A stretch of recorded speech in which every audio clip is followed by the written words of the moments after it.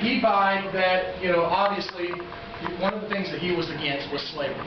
Now, it's meant that Abraham Lincoln freed the slaves. Abraham Lincoln did not free the slaves. He freed some of the slaves, but he freed them in the South. Okay? As soon as he was elected, almost months after, up to 9, maybe 10 of the states, directly because of his election, we used that as a catalyst and secede from the Union, just because of that. What happened now was where slaves were thrown in the middle in the South. They weren't going to fight on the South side in a war. They were being recruited by both sides. The South saying, you live here, fight for me or I'm going to kill you. The North saying, fight for us, we'll free you.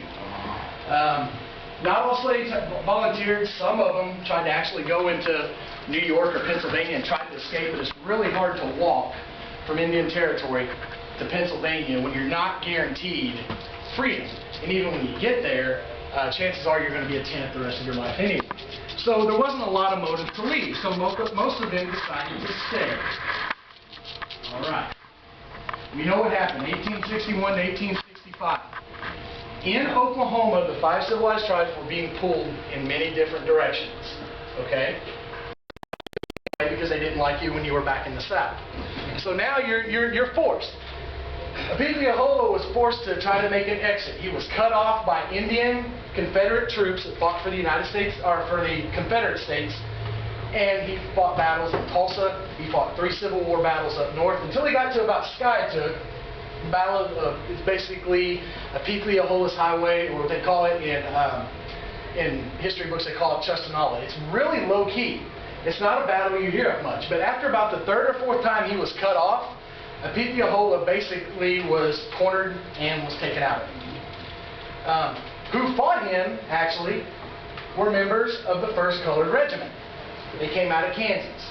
Who also fought against him were members of the Texas Regiment, who were white Confederates. However, they did not make it past the other Creeks who stayed behind here.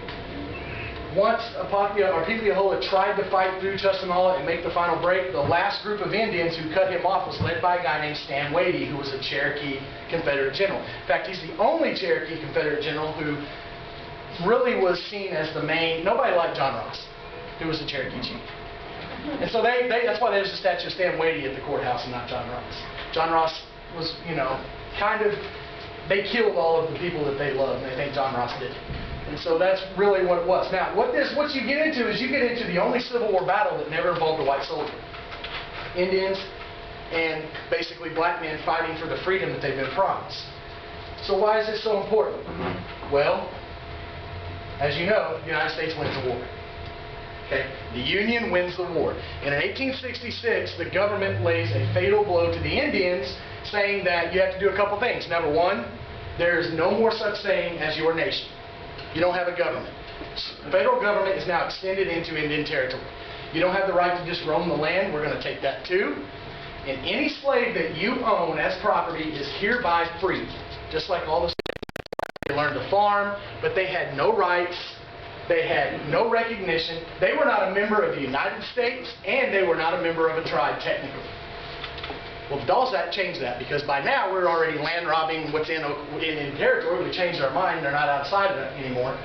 We want that land because, a lot of people in Texas we can make a lot of money off them driving their cattle through here, and we can make a lot of money off of the oil in Indian Territory. Some people think that Oklahoma City and that western part of Oklahoma is why we became a state. That wasn't where the pressure was. The pressure came from all the minerals and the oil. Indian Territory was far more lucrative than western Oklahoma. And it's going to take until 1906 to triple the population, triple the amount of money that's coming out. But now, by 1887, the Dawes Act, that's the act that basically called all of them in. They signed a roll, and they said, you're going to go to an allotment. Well, guess who showed up to sign that roll? All the freedmen. Now the United States government formally recognizes all black members as citizens of the tribe. It undermined the Indian nations, but now they have it. And so what's interesting, there was a research article done by a guy named Durbin Feeling, who is one of the foremost leaders in the Cherokee language. And he found that somewhere around 9 out of, I think, 20 of the African American population that claim Indian blood have 0 Indian blood. But they have roll cards.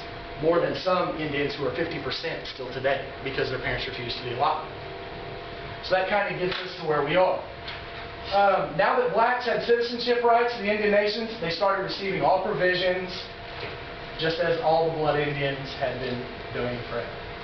So this brings us to territory. The Organic Act, the act that actually brought Oklahoma into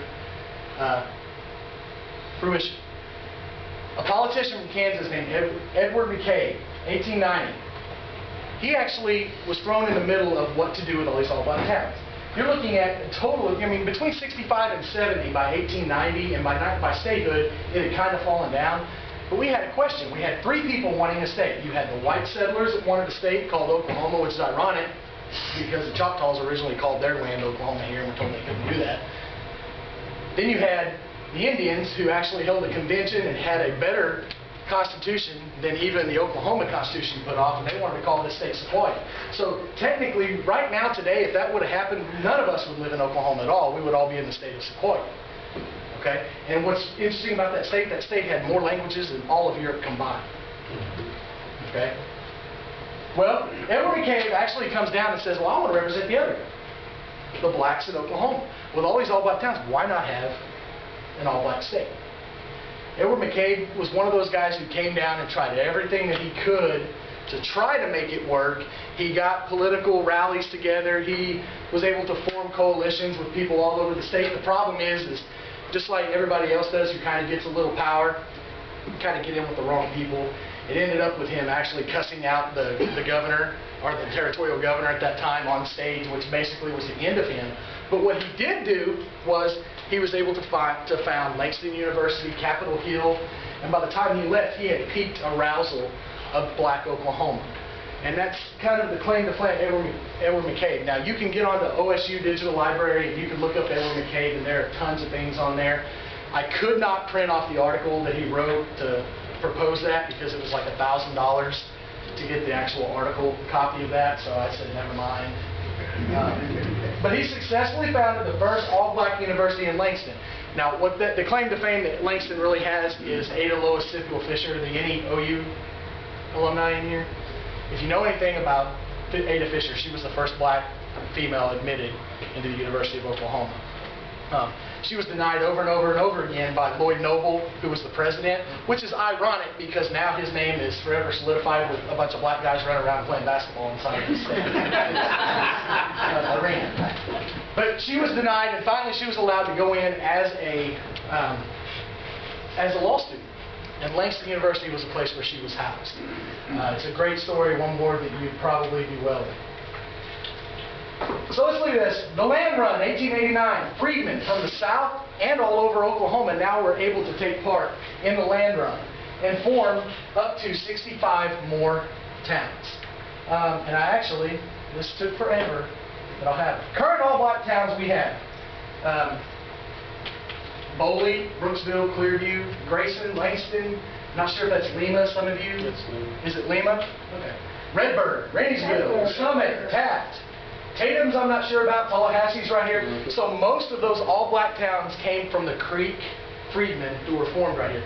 Raineyville, that town of Raineyville, was founded by the blacks who stayed behind after the largest battle of the Civil War in Oklahoma, Honey Springs. And so these were all-black towns. Now there were a few other ones, and I apologize, I don't know why this printed like this. Others not existent. Lincoln, Cimarron City, Bailey, Zion, that was Tulsa, that's what that was named. Emmanuel, Eudora, I guess, Douglas, Sanders, Maybell, Wiley, Homer, Huttonville, Lee, Rinty, Marshalltown, North Fork Colored, Canadian Colored, and Arkansas Colored. And Gibson Station. Gibson Station? Very good. I did not know that. So you can see, I mean, the amount of black community was huge where you lived. And a lot of people think, when you think about Wagoner, when you think about Muskogee, a lot of people think, oh, the black population's rising. No, it's not. It's always been here. It's always been here. And so it's really neat to take a look at that. One of the most interesting figures that I found was a guy named Bass Reeves. How many people know who Bass Reeves is?